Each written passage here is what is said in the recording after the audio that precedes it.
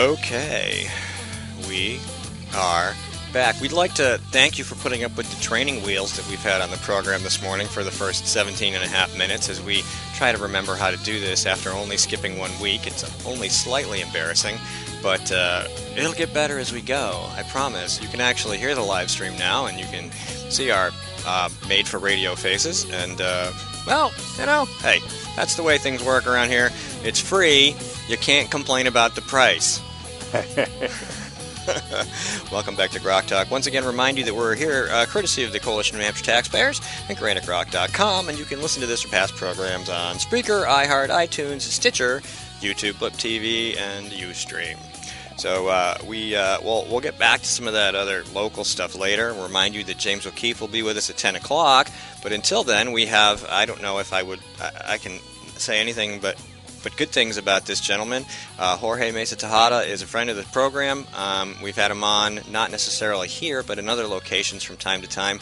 And I would say he's as good of a resident expert on the subject as we're going to get. But we'd like to talk about education and Common Core in New Hampshire. Jorge, welcome to the program. Good morning, guys. How are you? Good. So glad to have you on here. Sorry you couldn't drive up. The weather's so lousy. Well, I see that Skip had to stay home, too. He did, yeah. He got iced in on his mountain. So you're not on a mountain, but it's still Hampstead's a little way, and you know the back roads are horrible. Yeah, the problem was getting past Manchester. From here to Manchester is usually rain. After Manchester, Massachusetts Lake becomes ice. Yeah.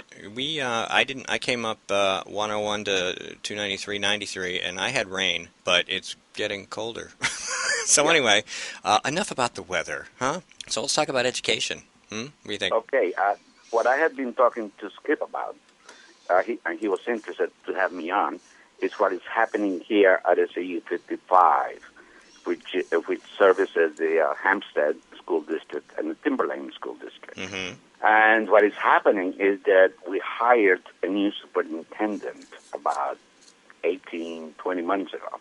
He was a former principal of Quincy High School, and when he came here, he was very quiet for the first year, but this March, every single budget and warrant article in both districts got killed. Mm-hmm.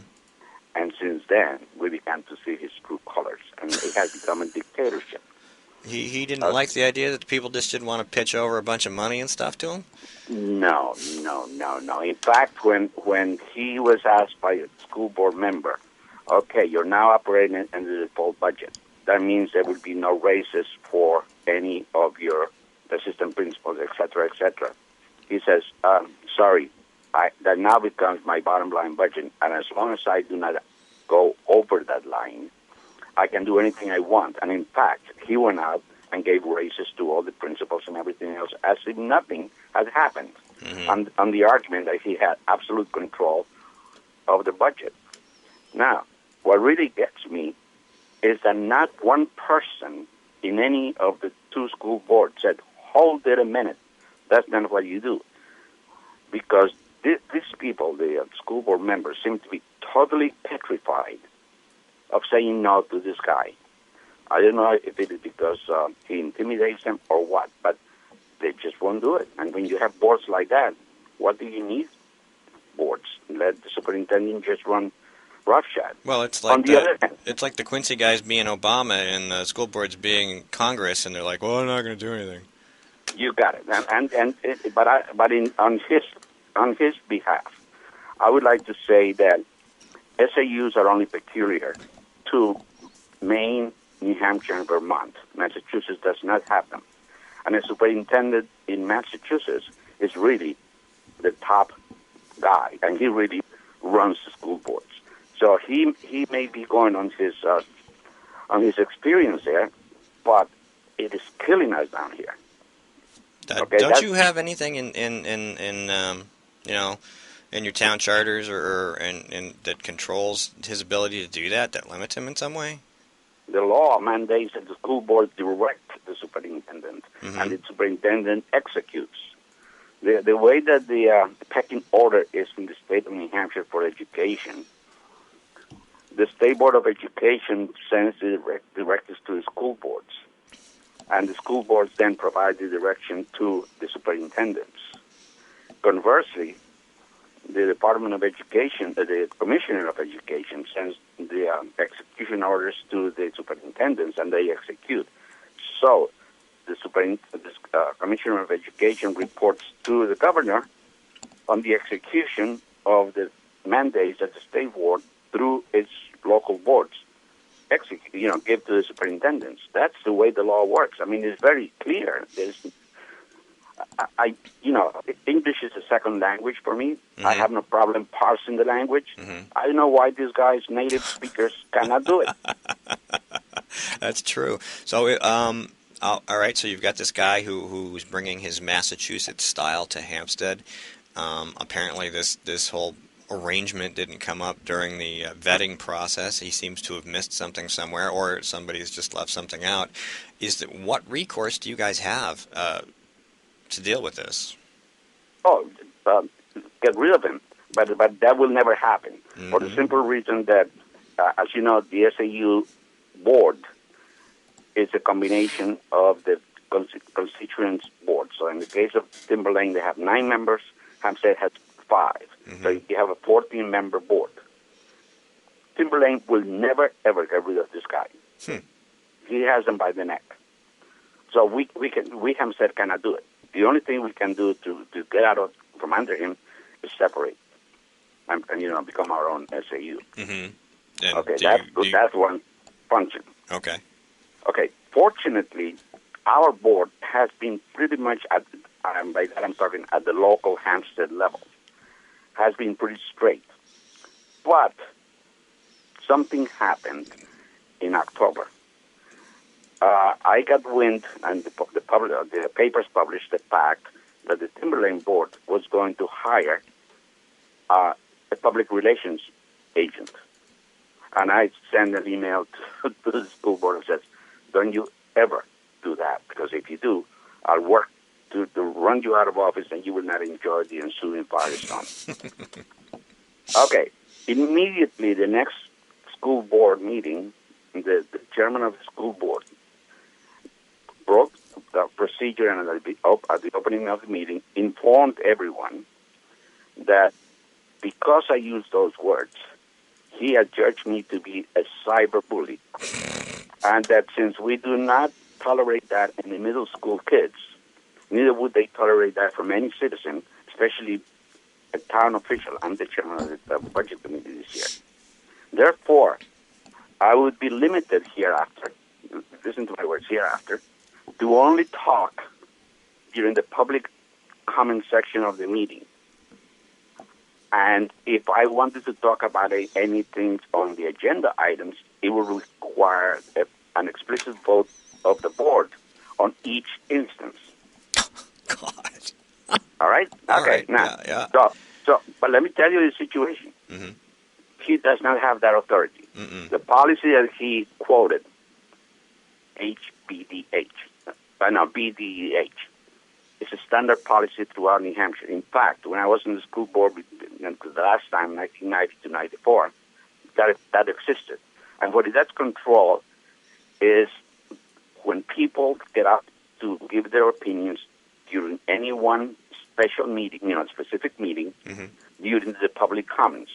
Yes, the chairman is allowed. It has two conditions. The person cannot exceed the time limit set by the chairman, usually 3 minutes, and the person cannot talk about personnel items, meaning school personnel or anything like that. Mm-hmm. If that person violates either two, the chairman is authorized to immediately ask the person to leave the podium, period. That's the authority given by that policy. Nowhere does it say that he can do that and make that decision permanent. Okay? Okay. That's where we are. So and he refuses to back down. So I said, okay, we'll go and find out. So I found out that I can get them under RSA 641-1, obstructing government operations. Mm-hmm. Okay, and that reads, a person is guilty of a misdemeanor if that person uses intimidation, actual or threatened force or violence, simulated legal process, or engages in any other unlawful conduct with a purpose to hinder or interfere with a public servant, as defined in RSA 40:2, Roman numeral 2, performing or purporting to perform an official function or to retaliate for the performance or purported performance of such a function. Mm-hmm. Okay, that's the one item I'm getting you. So that's where we are. But this is the kind, I don't think that this guy will have thought of that on his own. Okay? I think it came from Metzler, which is the superintendent. But I don't have no proof. But that's where it sounds very familiar because they already censored a member of the Timberlane board who keeps asking questions. Okay, Jorge, we're going to take a 2.5-minute break. You stay on the phone, and we'll come back and continue this conversation. This is GrokTALK. Stay tuned. Okay.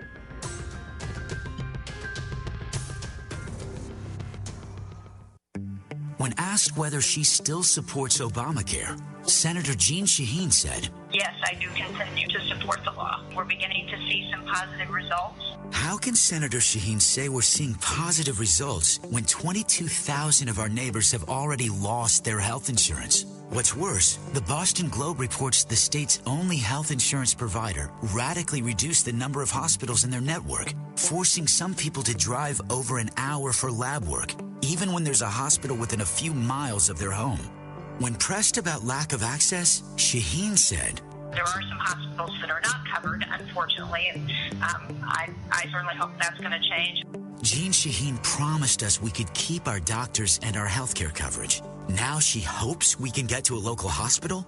Call Senator Shaheen at 603-647-7500. Tell her we need more than hope. We need leadership. Paid for by Citizens for a Strong New Hampshire. Hi, this is Rich Gerard, host of Gerard at Large in the Morning, the Manchester area's only locally owned, locally operated, focused, and interested, riveting radio show, heard live every Monday through Friday from 6 to 9 on 90.7 FM WLMW, New Hampshire Family Radio, and available 24/7 live or archived at GerardAtLarge.com. Be sure to tune in. 3, 2, 1.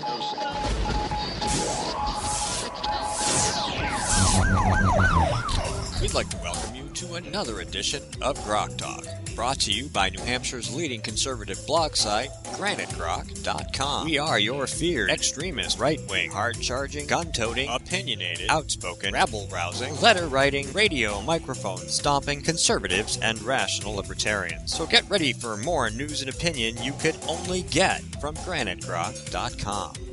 GrokTALK.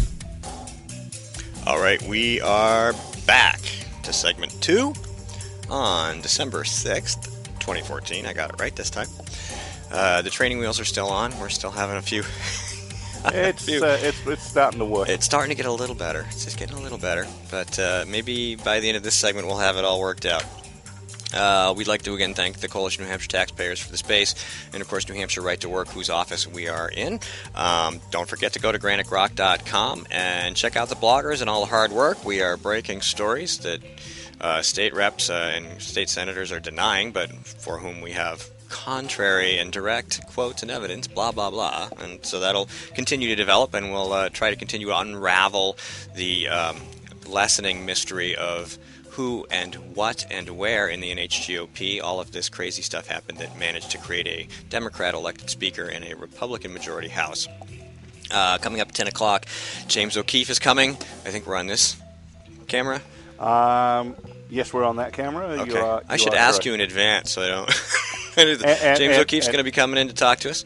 And later, after you've watched this fine show, go check out the video of James's presentation at the Seacoast Republicans Women yesterday, where he did a fine job of telling the latest exploits, some of the politicians whose careers were destroyed, and his own legal battles. And it was a good presentation, and we got his speech, a sort of side shot of the video presentation, and the Q&A at the end. It was good stuff. And and so you should check that out. It's a couple posts down from where the live stream is right now. That'll change as Skip continues to crank out content, if that's what he's doing while he's sitting there listening to us. But we're going to bring Skip back in so he can talk to Jorge, and which reminds us, we have a guest on the phone. Jorge Mesa-Tejada is here telling us about the situation in Hampstead. Welcome back, sir. Hi, how are you? Okay, let me close what I was saying because I was just setting up the situation. Mm-hmm. that may be just Hampstead's situation in Timberlane, Mm-hmm. but listening to Girard at large is not unique to us. Mm-mm. It is this similar type of office superintendents is happening in Goffstown and Hooksett, etc., etc.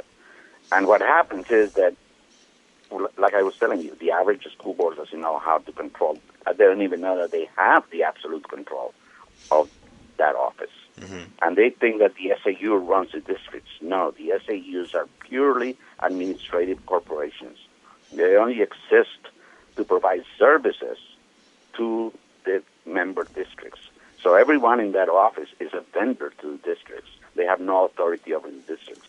Only the local school boards do. Okay, I'm going to bring Skip in here. Skip? Yeah, Jorge, I'm going to disagree with you just a little bit because I think this is being more orchestrated by the New Hampshire School Board Association. But let me throw this at you because you did mention you're on the budget committee there. My informant on the Guilford Budget Committee informed me last night that because of the situation where the school board was shutting down Billy Bear, this is the gentleman that complained about the bad language in an assigned book that got him arrested when he went to beseech and have seek redress of grievance with the school board, had him arrested. And this is the same kind of deal where the school board during their public session says the public will say what they want, but we will say absolutely nothing back, in effect making themselves kings and queens over the voters that put them into office. What the budget committee did this past week was to kind of retaliate for that. They got rid of the school board budget members' stipends, so they hit them in the wallets for their bad. Okay, let me agree with you on the New Hampshire School Boards Association. Yes, they are the behind the scenes, shall I say, Wizard of Oz. Behind the curtain. They are the ones who write all the procedures, which are then duly adopted by the local boards. That's where the power comes in. Now, the boards use the authority, quote, authority and knowledge of the School Boards Association as the basis to do whatever, is not on the books. And I remember when I was in the board again in 1990, just for the heck of it, I'd say, let me attend the new member orientation at the New Hampshire School Boards Association. I remember being given a book, a handbook for new board members, and when you open it, it says the 10 Commandments of a school board member, and the first one said, "Thou shalt not embarrass your superintendent in public." Yeah, That's birds of a feather flocking together instead of being for the voters who put them there. It has turned into a fiefdom, basically taking care of the school boards, the superintendents, and the teachers. By the way, I'll also throw this out. A close friend of ours is getting her degree in teaching, and she is being taught, get this, their primary role is to police the parents. And I thought it was to educate the kids, but literally she repeated, to police the parents and their behavior towards the kids and what's being taught to them. Don't you wish sometimes that we could just say the heck with the schools and everyone subscribes to Khan Academy and teach the kids that way? Yeah, well, you're seeing an uptick in homeschooling and private schools. The public school unions are bringing this upon themselves. Right. So coming back. Jorge, I really love to hear your opinion of this whole idea that the school boards, by whatever means, the superintendents, the school board association, is shutting down the conversations and the concerns of parents, trying to bring them in front of the school board, and what the effect that is going to have here in New Hampshire. Oh, my personal opinion is that's exactly how dictators, and I grew up in a country with plenty of dictators, that's how they want to control information. If you control information, you engender fear. And if you keep the subjects under the fear of the secret police and all that, they will not have any problems. And what these people are trying to do is totally silence any kind of dissent because it is contrary to the common good. Does that sound familiar? Isn't that what the communists do? It is. When you put the common good over the individual, you do get tyranny. Exactly. And the problem is that the school boards don't know any better. They're trained to say things like that. And unfortunately, they're aided and abetted by, quote, the professionals, meaning superintendents and down. And it is in their interest to foster that atmosphere. So is there an uprising that's starting up in Hampstead and to some degree in Timberlane with dissatisfied parents, voters, and taxpayers who are saying this is not the way it's supposed to be? Yes. The Timberlane board member that was a former budget committee member who got all alarmed about what was going on money-wise and then got elected to the school board to see what was going on there and see if she could fix it. That was then subsequently and properly censured by the board because she was asking, quote, too many questions. She's a board member, remember. It started a blog, and that blog has been incredibly efficient in broadcasting the information. On my side, the local papers, the Eagle Tribune and the local Freebie, the weekly one, picked it up also, and they have given it very accurate coverage. And I'm getting lots of support from the citizens through letters to the editor. Also, so there is a movement. But what bothers me is that it is like a flash in the pan. When it comes to election day and to getting up a deliberative session, they don't get up. So I'm there all by myself. Yeah, well, here's the thing that I think that is going to be another force disruptor. Two questions. One, is anybody videotaping these school board sessions when this bad behavior happens? Because, as you know, Doug and I did that when you were mentoring us as we were getting started, and it just absolutely made the biggest difference in the world. And two, taking advantage of some of the voting tools that are now starting to come online, while they're really meant for quote-unquote larger elections with all of the voter information in that and all of that, but it also can be used for municipal elections as well to overcome, say, the teachers' union built-in advantage of organizing, that people like yourself and this other board member can go to some of these groups, get access to those tools, and start building their own, okay, we'll fight fire with fire stuff. Okay, on the first one, excuse me, yes, every meeting is videotaped, and I can send you the links to each session, and it is posted within an hour of the end of the meeting. So it is available to anyone on the web. So we have it documented. Number two, the tools you're talking about, I heard about, but I don't know exactly which they are and how to access them. So if you could send me some information, I would love to get a hold of that.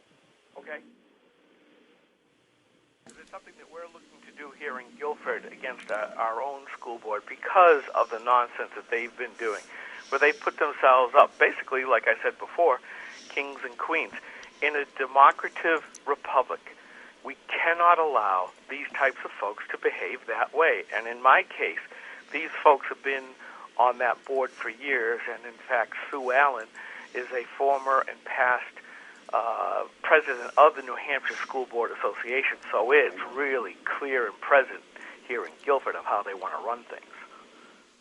Yeah, I know her, and I know exactly how she operates.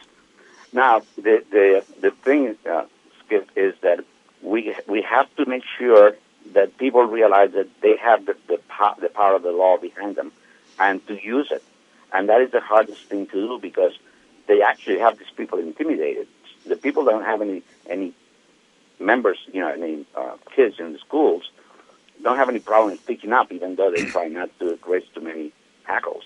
But the parents, they're petrified because there's actually retribution in the school. There is, and I wanted to interject here because a lot of people in that situation who don't have the experience or aren't even a public official like yourself, Jorge, need to understand that you can send those kinds of details to people like us. If you have a situation in your board or with a superintendent or with even a teacher or even a budget committee, and you've got a clear case of something that's not right, You should reach out to GrokTALK.com. You should reach out to Rich Girard. You should reach out to Jeff Chittister. You could even reach out to NH1 probably, because they'd be much more receptive than, say, some of the other media in the state. And then, let them know what's going on, and we can start making this much more public. And if you push it enough, you can get the regular media to pick it up. And don't forget the commercial from CNHT, where they will help you with all things municipal as well. Absolutely. And Ed's quite the lawyer. Oh, yeah, he is. All right. And by the way, yes, I've had about, at least an hour with Rich already on the radio. Mm-hmm. And the Timberlane issue must have at least 5 hours of airtime. Mm-hmm. So it is very public. And he's the one who began to do the linkage with Hooksett and Goffstown, because similar excesses of superintendent's power have been documented there. Oh, sure. Manchester has had some issues with the board and the superintendent. I think a couple other towns. You're absolutely right. There's this growing sense of entitlement among superintendents and boards with regard to education and spending, and we're going to have to address that sooner or later, because it's, I would say sooner, obviously, because this is becoming an epidemic before it spreads too far. We're going to take a really short break. Stay in line, Jorge and Skip, and we will be back in about a minute.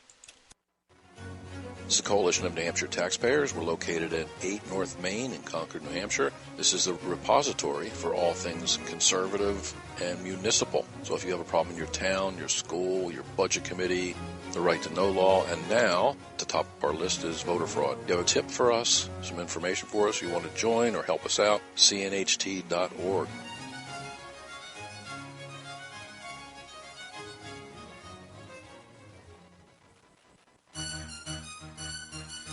All right, we are talking school boards and superintendents and education in New Hampshire and the viral spread of this entitlement-type mentality that some of these bureaucrats have.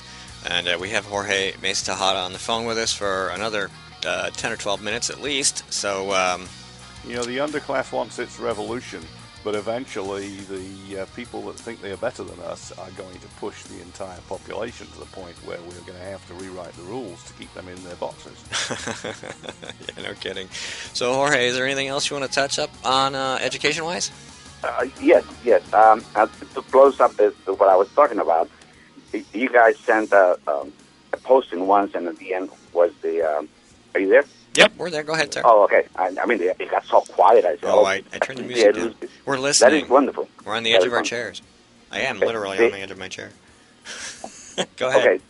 There was in one of your postings, you ended with a post that said, "Political correctness is fascism disguised as manners," and that's exactly what we have here. Mm-hmm. That's exactly what we have here.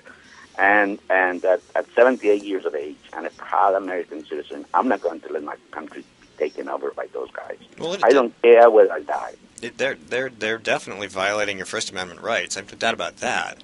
Exactly. And it is fascism. They hate it when you say that. And of course, thou shalt never call the other a Nazi, even though they're quite happy to call Republicans that. The whole point is that fascism is where they pretend to let you have property, they pretend to let you have businesses, but they want to control everything. Can we call them National Socialists? Yeah, we should. Isn't that how Hitler began in Munich? Mm-hmm. Yeah, exactly, and how Mussolini with his fascisti began too, and that is why those of us that are aware of history say such things, and the others recoil in shock and horror, say those are names you can't use. You just proved my point. Yeah, and one final anecdote. This superintendent is so arrogant. He will not do the dirty work himself.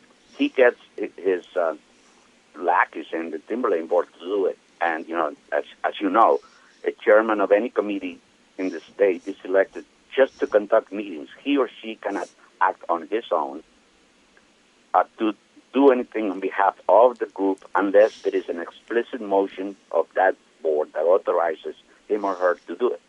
Well, this guy has told the chairman of the board and the chairman and the vice chair that no, they can act in between meetings and do whatever, and these people are actually giving orders. And one of them, I just happened, sent an email to the stand down selectmen, telling them that they didn't like the person they sent as their representative to the budget committee. Please send someone else.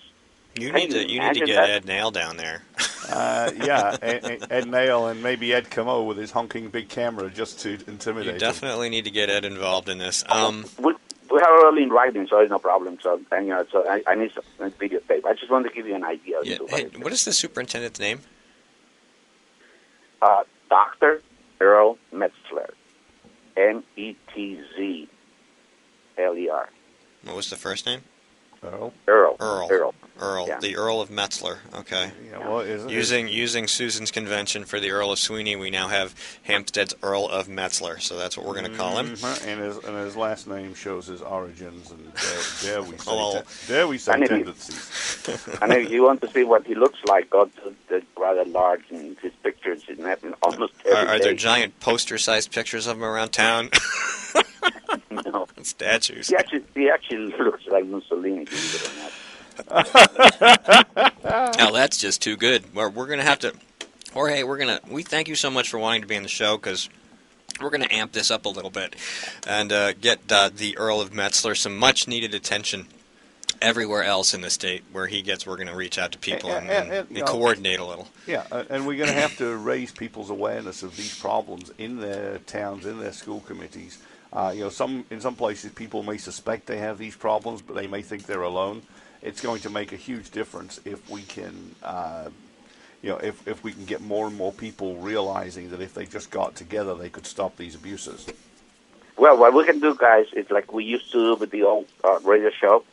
We had a segment every so often on school governance. We can do the same thing to make you guys develop. Oh, absolutely. About 15 minutes, half an hour in your podcast. We can go back to that. I'll be glad to help you.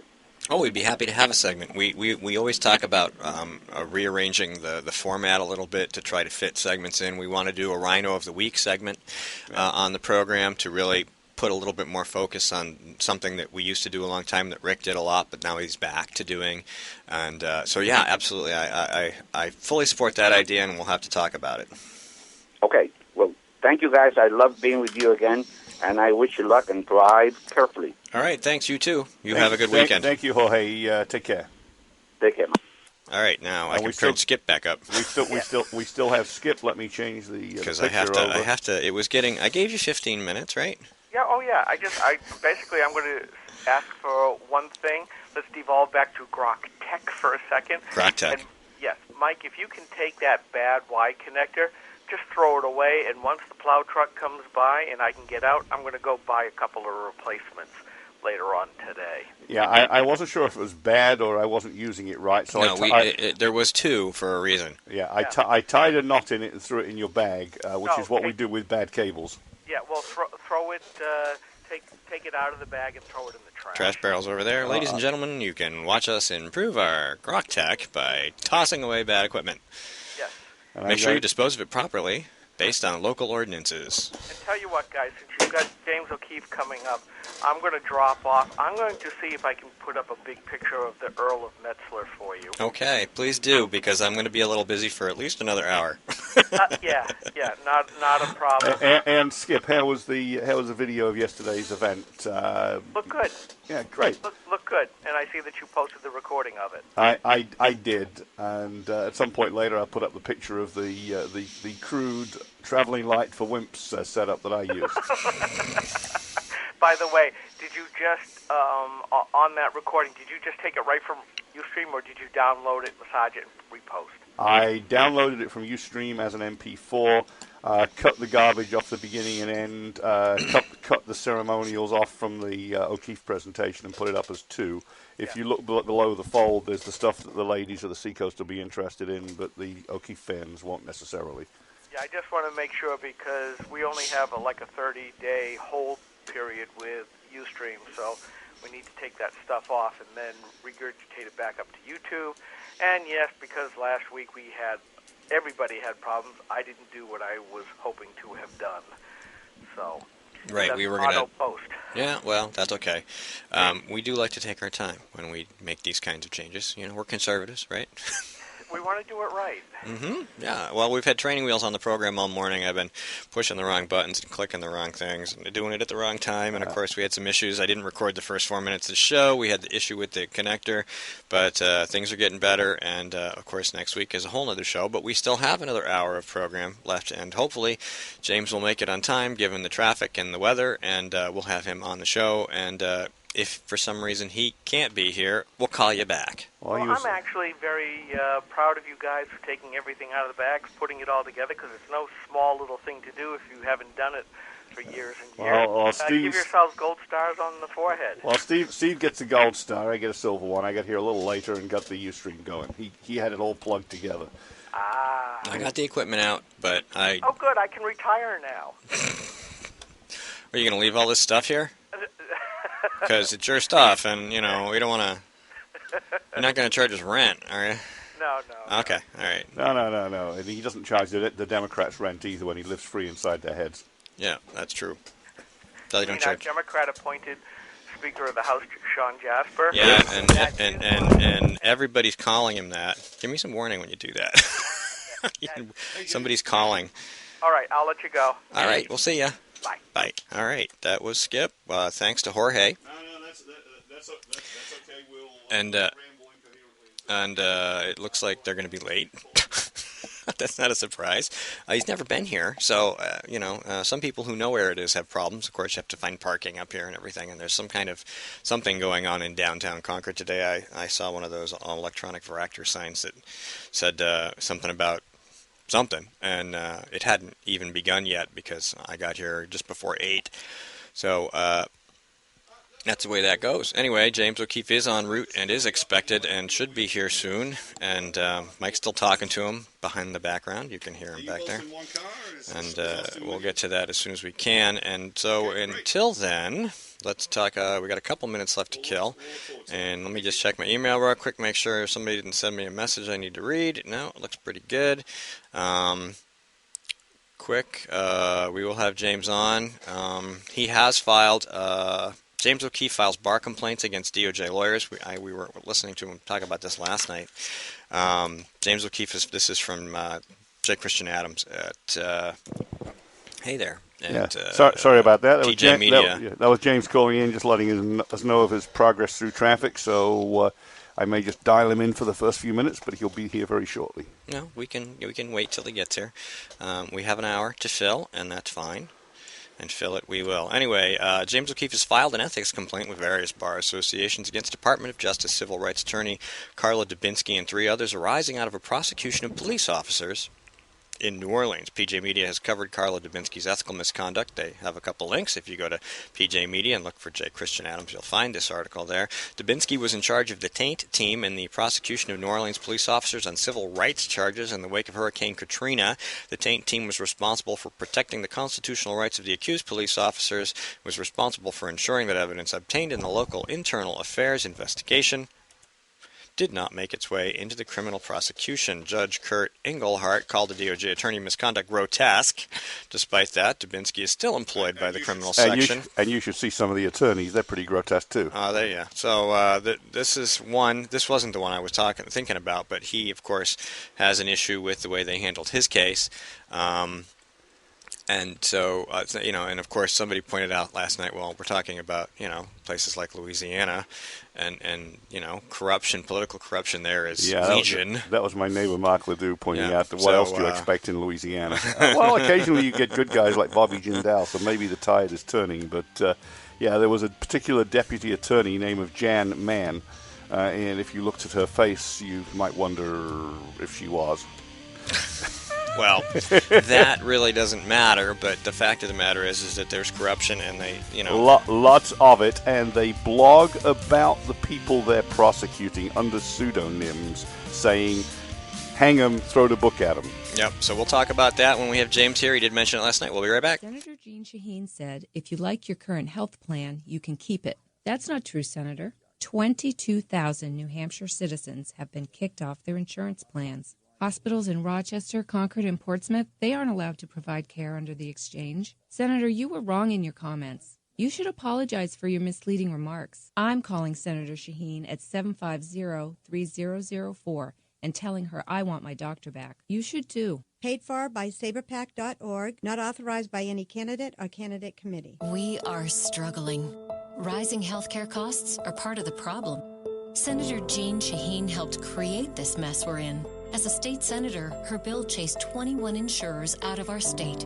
It reduced our choices, raised prices for New Hampshire families, and when Jeanne Shaheen supported Obamacare, it limited access to 10 of our 26 hospitals, reducing our choices again. Tell Jeanne Shaheen she's made healthcare worse. Few things are as important as finding the right doctor. And under Obamacare, that's harder than ever. Over a third of our hospitals no longer available. Our doctors no longer covered. Fewer choices, longer drives.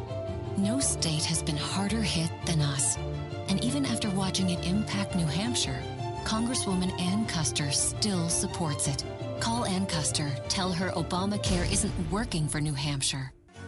This is the Coalition of New Hampshire Taxpayers. We're located at 8 North Main in Concord, New Hampshire. This is the repository for all things conservative and municipal. So if you have a problem in your town, your school, your budget committee, the right to know law, and now the top of our list is voter fraud. You have a tip for us, some information for us, you want to join or help us out, cnht.org.